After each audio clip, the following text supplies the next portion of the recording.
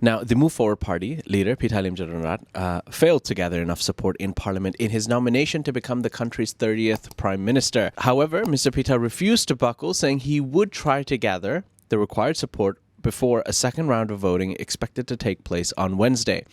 He also insisted that the party would press ahead with its plan to amend Section 112 of the Criminal Code, also known as the Lese Majeste law, which was cited as the main reason why several senators refused to back his nomination. "I accept, but I won't give up," said Pita. "I will find strategies to gather enough support in the next round of voting."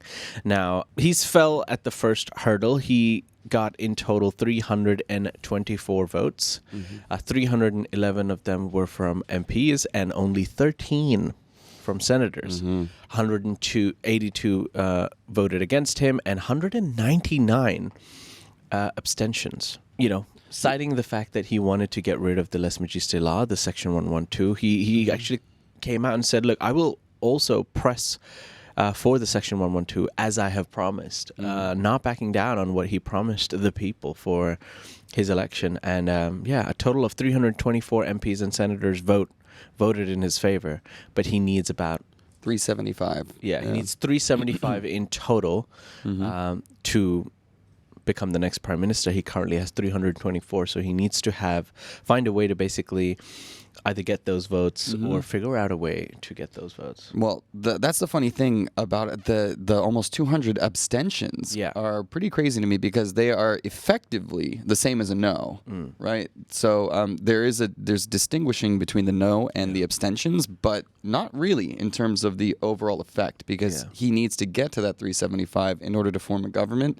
And this is going to result in we're going to see people reacting to this in a big way, I think. I never understood the point of abstentions, especially as a senator. You either vote yes or no. I mean, it's like that's what you were elected to do, is have an opinion. You're working at an IT company and you show up with no computer. What's the point? Just stay home. Right. Nope. Oh well. Frustrating. Allegedly, those are the feelings of some of the people out there. We'll see. But look, he's got another opportunity on the 19th, and he'll get a second run and see if he can basically find a solution, if he can get those votes. If not, what's going to happen? Are other coalition leaders going to get an opportunity? Is there going to be a different type of coalition with someone else who can possibly win the vote?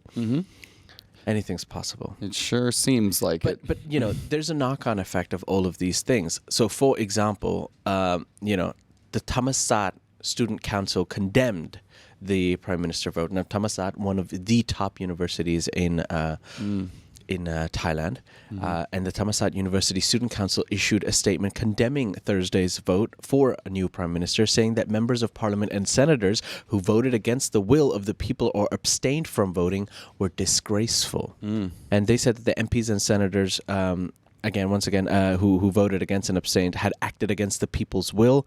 As expressed through the May 14 general election, the MFP had won the election with 151 House seats, and its leader received the people's mandate to be the next prime minister.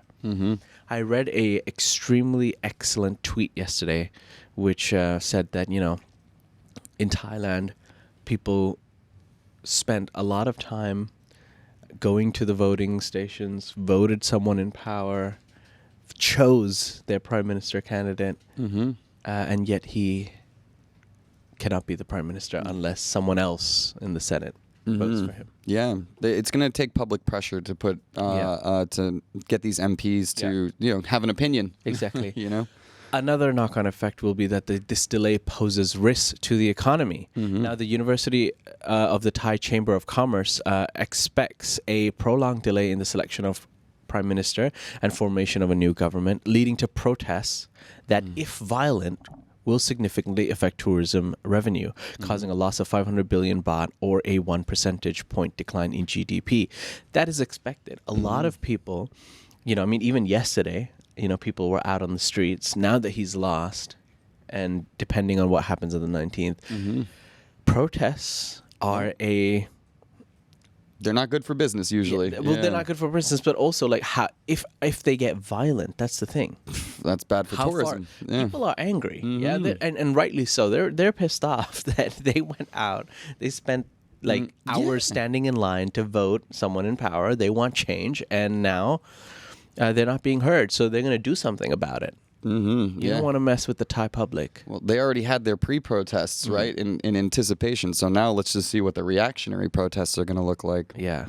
So both businesses and consumers are closely watching the prime ministerial selection, which could require several votes for Pita to win again. So we're not sure what exactly is going to happen. At the moment, there's a lot of speculation going around. Yeah. So I don't want to make comments like as if they were facts. Everybody is speculating on what they think will happen in the business sector and the consumer sector. For tourism, are there going to be protests? Are they going to be violent? Is nothing going to happen? Is Pita going to win? We'll keep you up to date with all the latest information, and you can also check that out on thetiger.com.